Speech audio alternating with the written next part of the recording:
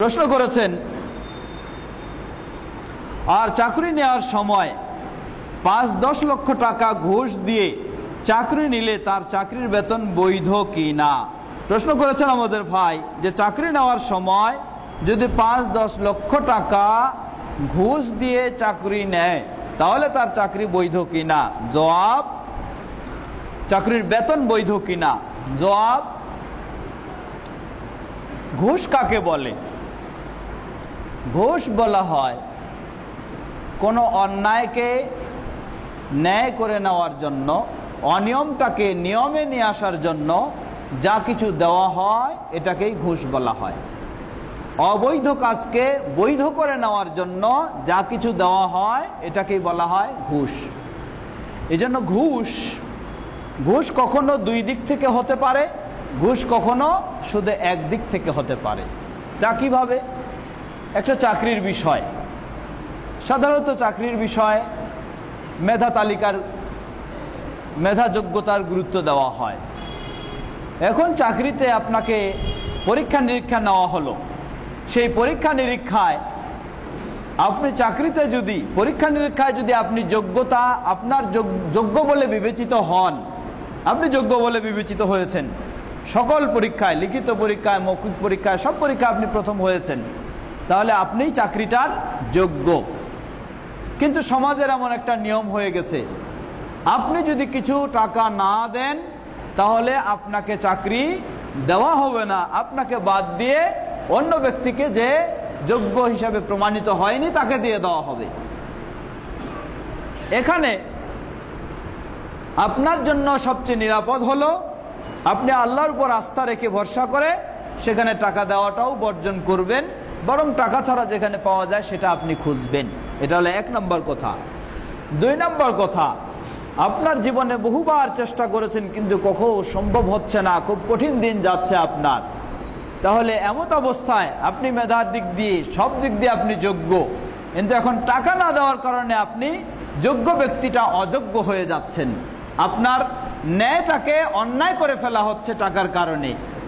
তাহলে এখানে আপনি যদি টাকা দেন তাহলে আপনার টাকা দেওয়ার কারণে আপনি কখনো অবৈধটাকে বৈধ করে নেননি, কারণ আপনি বৈধ, আপনি সেখানে যোগ্য হিসাবে প্রমাণিত হয়েছেন, আপনি বৈধতেই আছেন। অর্থাৎ টাকা দিয়ে আপনি অবৈধকে বৈধ করে নিচ্ছেন না, আপনি বৈধতেই আছেন। কিন্তু পরিস্থিতিটা এমন, সেখানে টাকা না দিলে আপনার চাকরি হবে না। তাহলে এখানে আপনি যদি নিরুপায় হয়ে থাকেন, আমরা আগেই বলেছি যে প্রথম হলো এটাকে বর্জন করাটাই হচ্ছে উত্তম। দ্বিতীয়, যদি আপনি একেবারে নিরুপায় হন, উপায় নাই, কিন্তু আপনি যোগ্য, এরপরও টাকা দিতেই হচ্ছে, তাহলে আপনি সেখানে টাকা দিচ্ছেন মাজলুম হিসাবে। আপনি টাকা দিচ্ছেন মাজলুম হিসাবে, আপনার দেওয়াটা ঘুষ নয়, কিন্তু যারা এটা নিবে তার নেওয়াটা হবে ঘুষ, যারা নিবে তার নেওয়াটা হলো ঘুষ। এটা হলো ১। দ্বিতীয়, চাকরির জন্য নিয়োগ পরীক্ষা হলো, সেখানে সবকিছু পরীক্ষা নিরীক্ষায় আপনি ১ হয়েছেন, আরেকজন ২ হয়েছে, আরেকজন ৩ হয়েছে, আরেকজন ৪ হয়েছে। এখন ৪ নাম্বার ব্যক্তি সে আসলে কিন্তু যোগ্যতার দিক থেকে কি হয়নি, নির্বাচিত হয়নি, সে নিচের ৪ নম্বর ব্যক্তি। এখন এই ৪ নম্বর ব্যক্তি টাকা দিয়ে ১-২কে সরিয়ে দিয়ে সে সেখানে চাকরি নিল, তাহলে এই ৪ নম্বর ব্যক্তি যখন এই কাজ করলো তার এটা হবে ঘুষ দুই দিক থেকে। যে দিয়েছে সেও ঘুষ দিয়েছে, যে যারা নিল তারাও ঘুষ নিল, কারণ যে দিয়েছে সে কিন্তু অযোগ্য ছিল, টাকা দিয়ে সে কি করেছে, অবৈধটাকে বৈধ করে নিয়েছে, অতএব তার এটা ঘুষ। আর যারা নিয়েছে এই কারণে তাদের ওটা ঘুষ নেওয়া, এই দুটোই হলো ঘুষ বলে গণ্য হবে, অপরাধী হবে।